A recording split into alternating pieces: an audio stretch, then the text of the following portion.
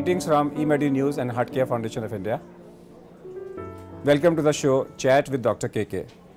And today we will have with us Dr. Prakash C. Didwania, who is a clinical professor and chief of cardiology at University of California, San Francisco. He is also a clinical professor at Stanford University. Thanks and welcome to our show. It's a pleasure.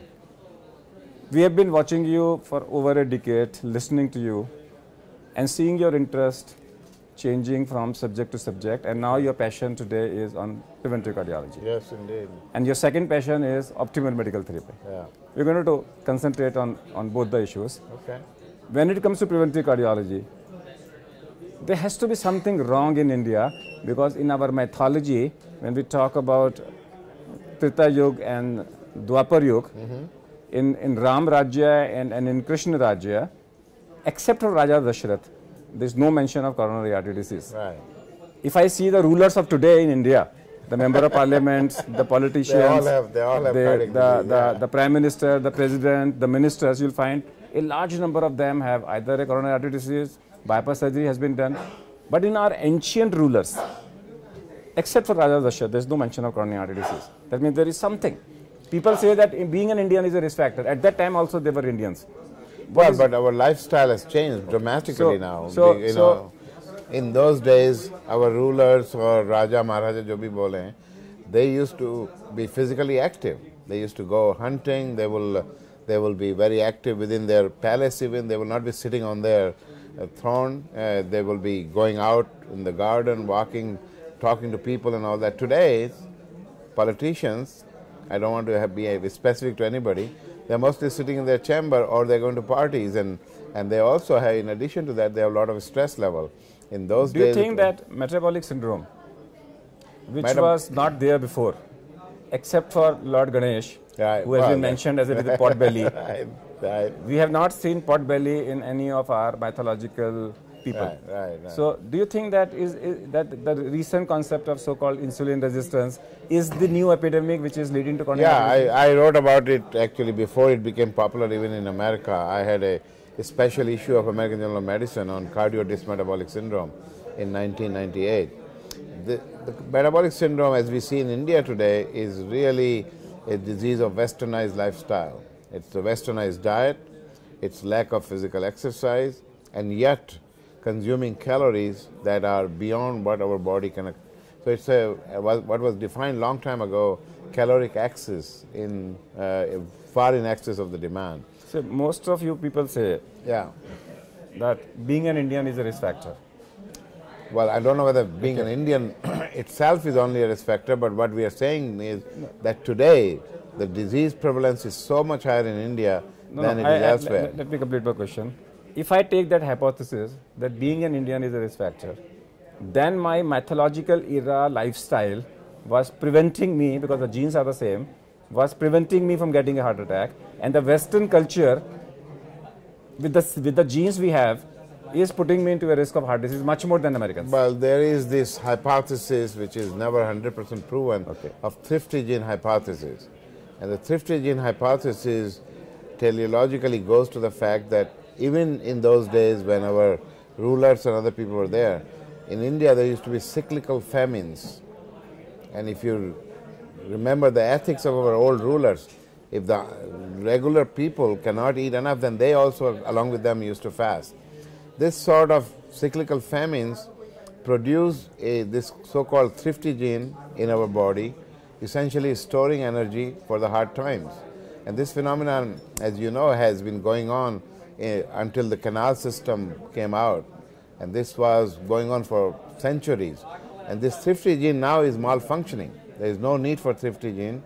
There is now gluttony. Everybody is eating more than what they need, and this thrifty gene malfunction now, instead of storing, it really is over-storing the calories, and this is what leads to fatty liver. This is what leads to deposition of fat in the visceral tissue, which then has become an endocrine factory, and that's what causes the metabolic syndrome. I'll give you one more hypothetical situation. Yeah.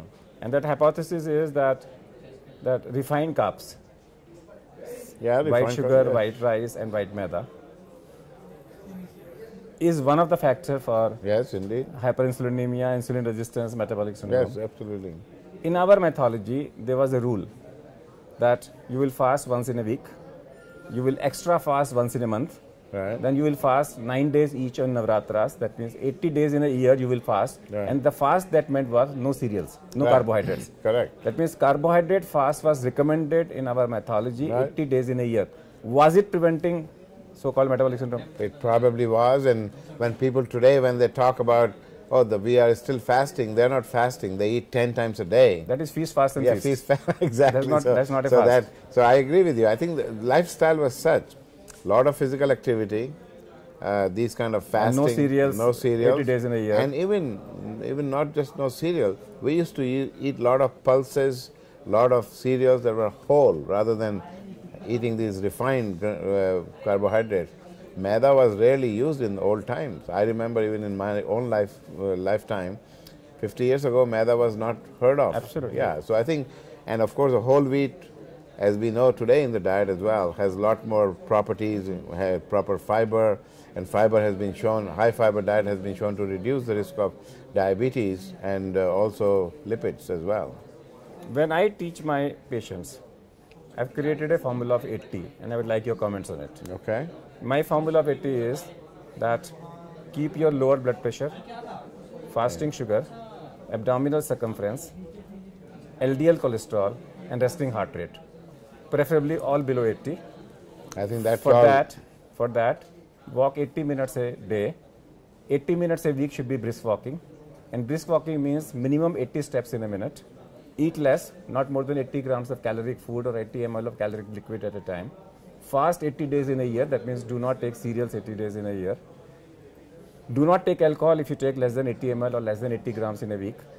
Do not smoke or you will end up with a 80,000 rupees stent. Do not sit in an atmosphere with more than 80 decibels of noise pollution that can cause high blood pressure. Do 80 cycles of pranayama in a day. Give 80 minutes to yourself. And if you are a heart patient, ask your doctor for 80 milligram of aspirin and 80 milligram of atorvastatin or any statin. I think that's a very good. That's a way of. That's a very good formula. But let me ask you, how many of your patients are able to do all of this? That's the problem. Even if you see, what I do with my patients is, all my patients, I make them come to me for 3 months every day in the morning from 7 to 9. They have to listen to me in a discipline program. I have a complete discipline program. Good. And in 3 months, 90% of them, then they follow it up. And they follow it up. At 5 years, I have 70 to 80% of them who are following it up. Well, but for that, I need them 3 months with me, 2 hours every day. Well, then I must compliment you. You are one of the most successful person who has been able to maintain the lifestyle, therapeutic lifestyle change, because this is a drastic change in their lifestyle, and if they are able to maintain it, that definitely would work. Okay, when I talk to the optimal medical therapy, when we talk about the COURAGE trial and we talk about optimal medical therapy in chronic stable angina, what is the current stand today for angina? If a patient is not in emergency, no ACS. Current stance, and this is what we discussed this morning in one of the plenary session, is for patients who have stable angina or who simply have what happens in India quite frequently, just a positive treadmill, which is done for just checkup and all that. There is absolutely no reason, rhyme, or evidence that they need to undergo any kind of revascularization. That is an absolute rubbish nonsense. That is something that is wasting a lot of money and creating an abnormal milieu in their coronary vascular tree. That's only going to create more problems. There is absolutely no evidence that doing any angioplasty, even in patients who have multivessel disease or even bypass, in today's day and age, I'm not even sure that I agree with our old data, our own data and others, that left main disease need to be revascularized, because those are old data. Today we can stabilize the plaque even in left main disease. And it's the unstable plaque that causes myocardial infarction, which then subsequently lead to death, sudden death, what have you. To find out whether the plaque is unstable, one is symptoms. The second is, you don't need to do anything to. No. If anybody has disease, you can assume that they have multiple unstable plaque. So I assume every one of my patients has unstable plaque. I treat every patient as a time bomb once they have risk factors. And I treat every patient aggressively, bringing their LDL down as much as I can. If they already have established disease, their LDL should be somewhere between 50 to 70. They should all be on aspirin, like your own 80 rule, so they should be on 75, 80 milligram of aspirin. In addition to that, their blood pressure should be reasonably controlled.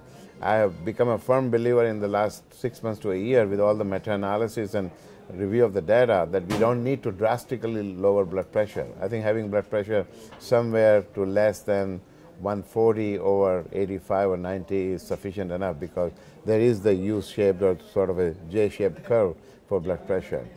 And I think if they have diabetes, probably with lifestyle change such as what you suggested, or with drugs that don't have adverse effects such as metformin, perhaps some DPP-4 inhibitors, controlling their glucose, avoiding sulfonylurea and insulin as much as one can. So failure of medical treatment to provide wanted quality of life is the indication for intervention.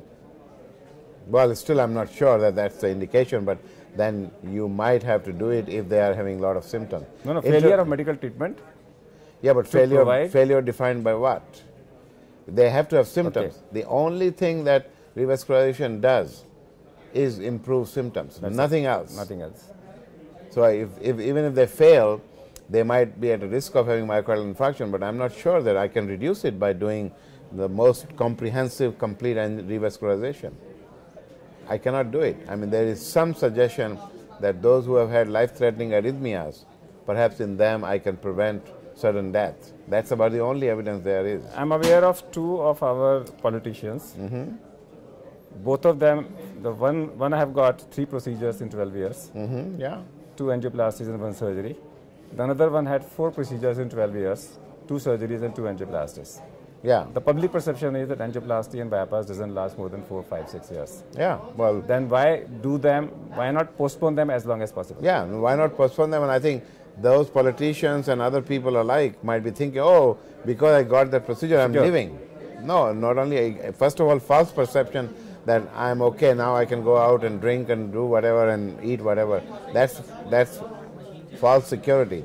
But in addition to that, often people cite these examples. But because he got this procedure by such and such doctor, that's why he's living. That's nonsense.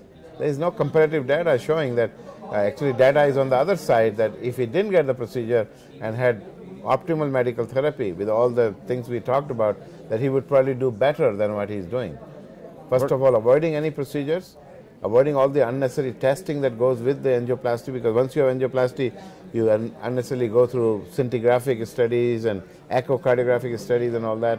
I mean, I hate to call it as a monetary gain for my colleagues, but keeping that aside, as far as the patient benefit is concerned, I really don't see any. Most of the doctors in India, the budding doctors, are shifting to interventional cardiology because of monetary benefits. Yeah. Because they feel there is more money and... But you know, that's changing in the United States. So what is the economy of preventive cardiology in the United States? In the United States, people are now switching more to things like preventive cardiology, heart failure, electrophysiologic areas and all that, because in preventive cardiology, is it more paying in US? It will be with the Obamacare now, yes, it will be paying. What will be the change in Obamacare? Well, Obamacare will regularly pay for preventive strategy, for example, regular screening of lipids and treadmill, etc., that is done, and then subsequently for what we call cognitive medicine, in which like interaction with the patient. Will that be, will the counseling sessions be paid? Yes, that will be paid. And will that be enough for young budding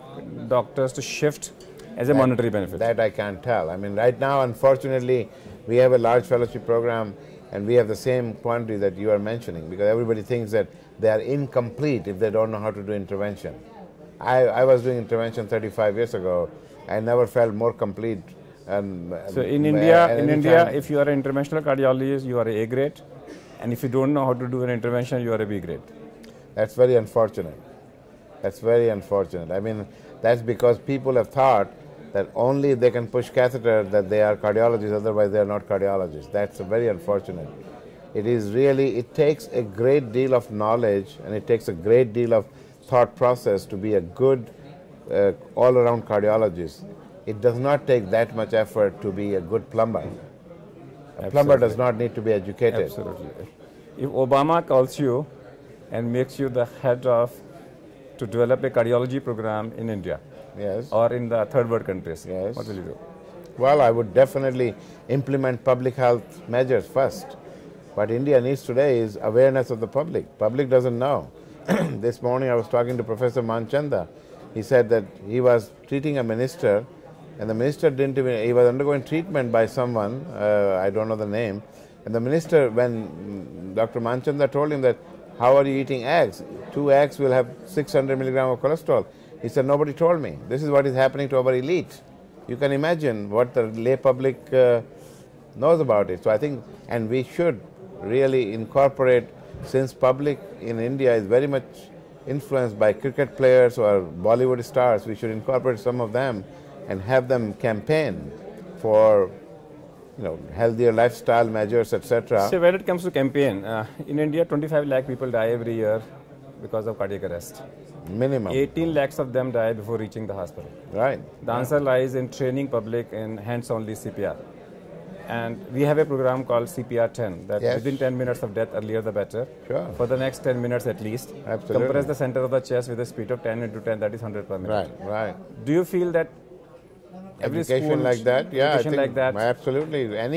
Anything like that we can do, and it doesn't need to be perfect. We don't need to always say that it has to be, everybody needs to have basic CPR training. Anything like that would be only helpful. And I think once we start doing more, we can be probably more organized, more systematic. But any effort like that, for example, there was a question in the session I was lecturing today. They said, should we do a ApoB and ApoA lipoprotein? I said, no, absolutely rubbish. We don't need to do it. We can't even, right now, 80% of the patients here don't even know what their LDL is, and they don't know what it means. So we should just do basic things. We don't need to make life more complicated. now your passion has been a medical profession. Yes. I know you belong to a doctor's family.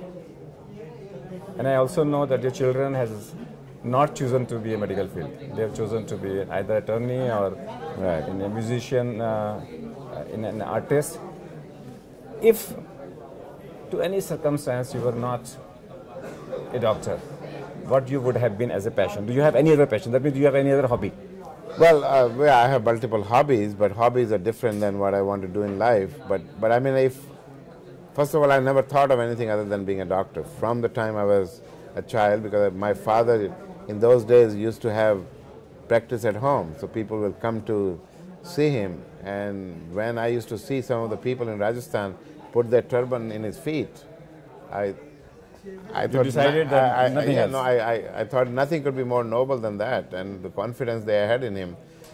I think if for some reason or other I could not become a doctor, I would still be probably trying to do something in the healthcare field, policy making perhaps, because that has been my passion since the time I was in medical But do school. you have your comments about other systems of medicine? Ayurveda, homeopathy. Oh, I think these are all complementary, what I call them complementary. Ayurveda is an excellent system and properly done.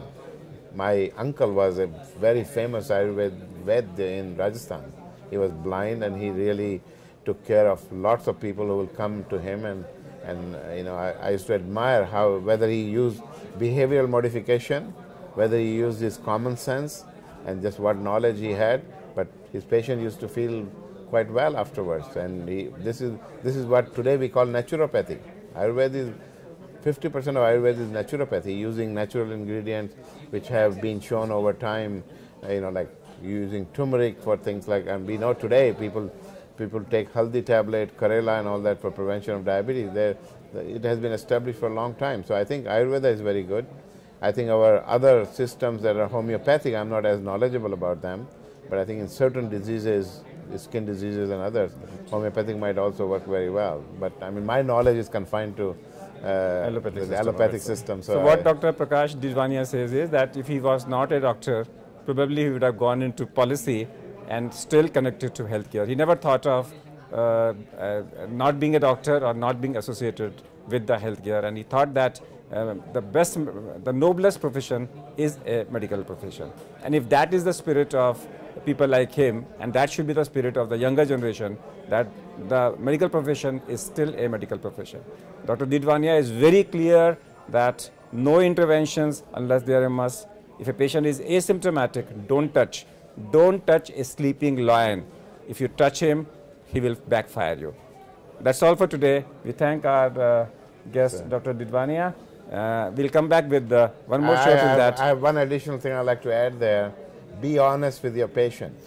If you decide to do intervention, tell your patient that it is not going to prevent heart attack and it's not going to prevent them from dying. If you tell that, 80% of the patient will not undergo that intervention. I suggest that should be told. So Dr. Didwania very clearly says is, imagine yourself as a patient, right. And if you are going to talk about that, if you are going to say, go and do angioplasty in me, then only advise your patient to go for angioplasty. Otherwise, go for risk factor management and optical medical treatment. That's all for today. Thank you. We'll come back with one more show. Till that, goodbye.